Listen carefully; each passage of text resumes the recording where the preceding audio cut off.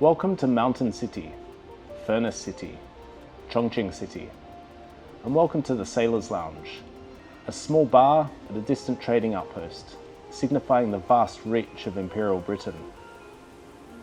The year is 1896, and Archibald John Little sits with a drink in hand. He's just established a trading company called Little & Co., the first ever foreign business in the city. It's just next door, for this is a British treaty port.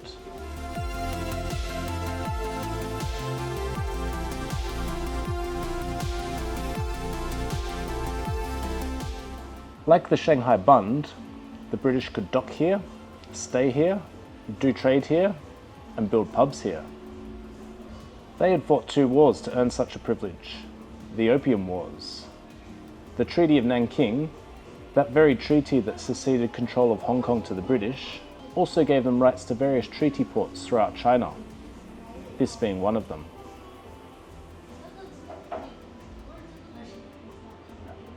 It's this very river, the Yangtze, that flows and winds its way from Chongqing, past Wuhan and Nanjing, all the way to Shanghai and the open ocean, an artery for British steamships to navigate, with their hulls full of opium, flowing deep into the heart of China, and then deep into the lungs of Chinese society.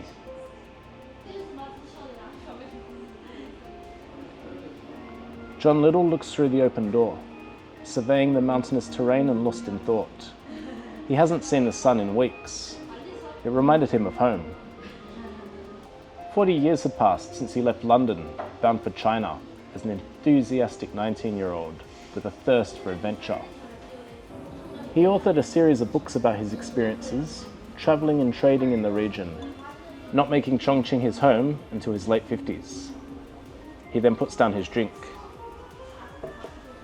and he stares directly into the camera, breaking the fourth wall, as if looking through time itself, to a future he could not possibly know, and to an audience that did not yet exist.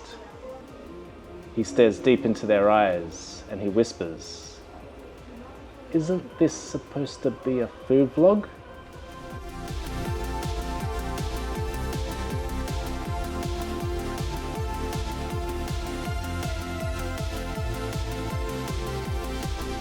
Yes, Archibald John Little. This is supposed to be a food vlog. So, presenting Chongqing Food Street.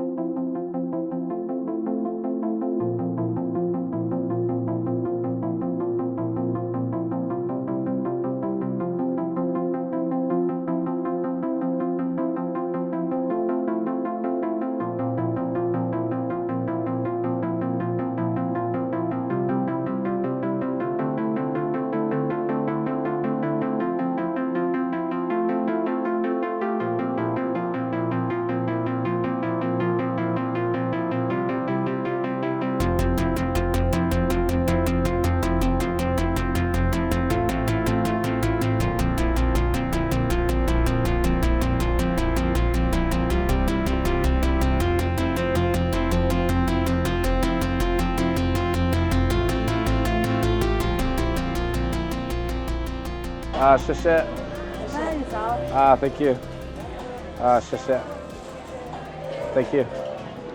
So, round 1, we got some guizu glutinous rice with heaps of stuff going on top, most of which I have no idea about, but let's find out. And over here, I'm a bit worried about this one, because I think it's pig brain, and it's also got some blood on the side, looks like pork blood. So I might start in my comfort zone with some glutinous rice. Just simple glutinous rice. Now I saw some egg yolk go in there, look at that. Let's try it. Salted egg yolk, and then a cacophony of bits and pieces over the top. What have we got? We've got some peanut. We've got some kind of root vegetable. So this one, I had a salad of this stuff in Chengdu. It's got a really nasty flavor. Reminds me of a herb that they use in Vietnam. It's like a I don't know, a real fishy kind of flavored herb. Anyway, we've got seaweed, we've got pickled daikon, we've got a crunchy meat product. So I guess the beauty of this dish is the diversity of textures and flavors that are going on in a single mouthful. And hidden underneath, we have some mystery meat, probably pork. The flavor of the pork has a mild tikka flavor, like chicken tikka, of all things. Wouldn't have picked that. Yep, I approve. Now for a challenge.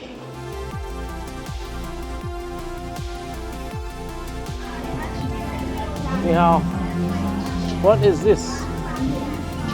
Is it brain? Can I have one?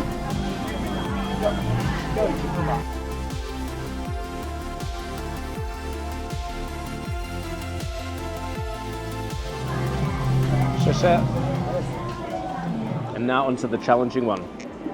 We're going to start with the easiest part of the dish, which is pork blood.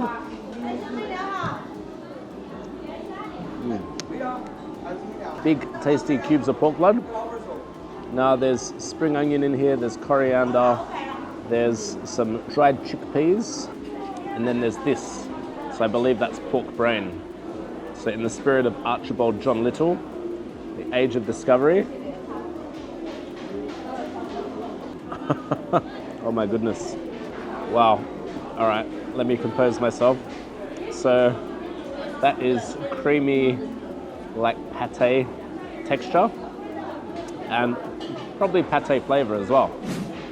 Has a kind of, makes you want to go like this. Does that make sense? All right, let me just imagine it's pate. The flavor's actually quite good.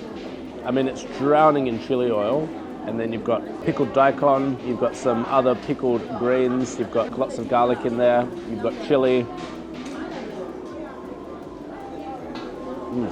Such strong flavors to complement the kind of pate pork brain. And the pork brain itself is not bad, but with these flavors, it actually tastes quite good, but hard to get your head around. So, food blogging in China is not for the faint-hearted. This will be my last piece of pork brain before we move on. And I did see there's bugs in here as well. Are you going to make me eat bugs?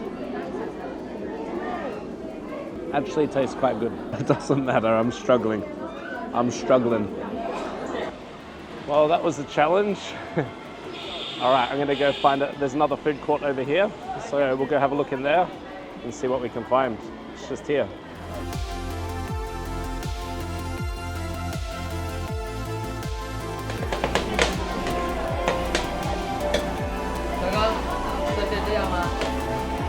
Sure.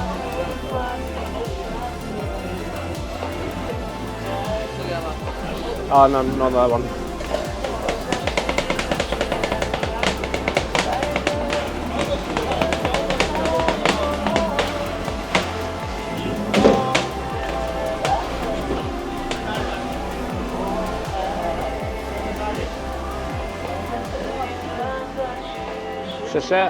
All right, you can tell that I've been definitely challenged with that brain because I've resorted to some mashed potato. It's got some flavor going through it that's been chopped in there. The mashed potato is very spicy, but it also has a slight curry note and salt as well. Comforting and safe. That's what I needed right now. It seems like they put coriander and spring onion and pickled daikon in a lot of their dishes over here, and he just chopped all of that together. He also had that fishy herb. I said no to that one.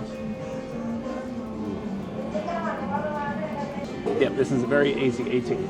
So if you think you're going to struggle with the brain, just get mashed potatoes.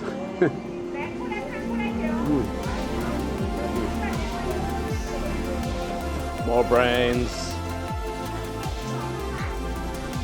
Ooh.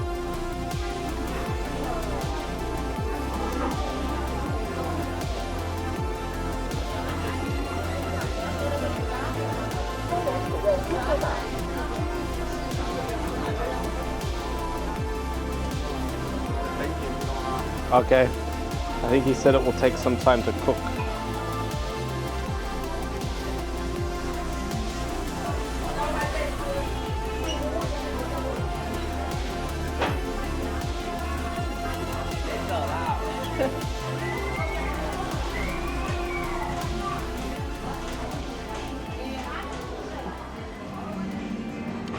What about this jumpy little guy? Look at these rear legs, so meaty. So there's no mistaking what this is.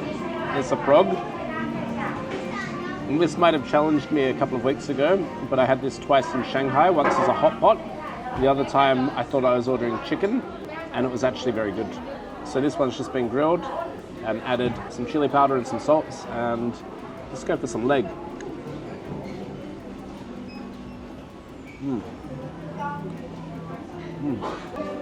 So you can see it's a white meat, very similar to the texture of chicken, but maybe a little bit more moist, I guess.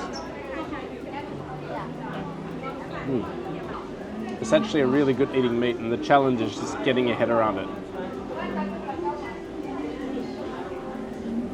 Also can be a little bit bony, but yeah, I think that's a delicious snack and a delicious post-gym workout meal. What do you think? Could you get around that? Oh, look, his little toes.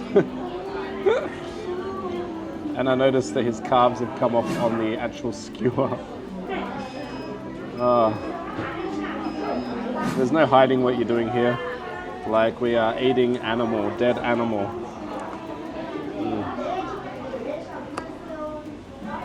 Look at that. His feet.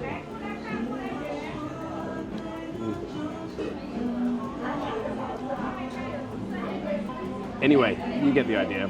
Now there is something else I saw, which is baked durian.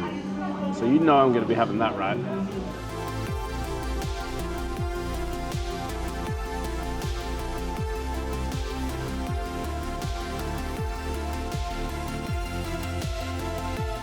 All right, let's finish off this little food tour with some grilled durian. Now this is just like a mash. Not much left of the texture of the durian. Looks like baby food.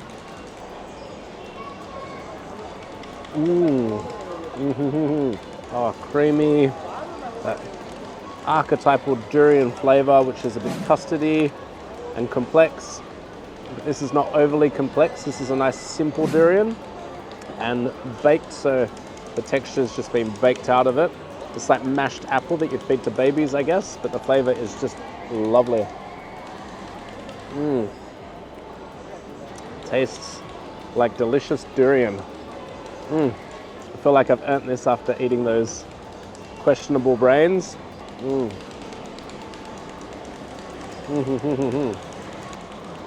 That was quick.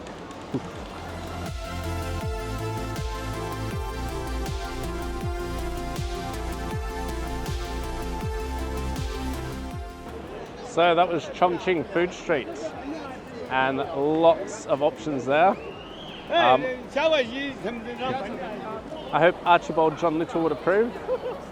The pig brain, a bit much for me, to be honest, but everything else was pretty chill. The glutinous rice, the mashed potato, the frog, the absolutely delicious grilled frog, and then that mashed baked durian. So Chongqing is quite a city. The infrastructure of this city is absolutely insane. The lights on the buildings, absolutely insane. And so it's a fun place to explore. Unfortunately, I can't get my drone up in this part of the city anyway, because of the flight path of a certain airport that's about 20 kilometers north of here. And it's just that the runway is facing in this direction. And so because of that, it won't even let you take off. And you know, I'm in China, so I don't break the rules. Don't break the rules in China.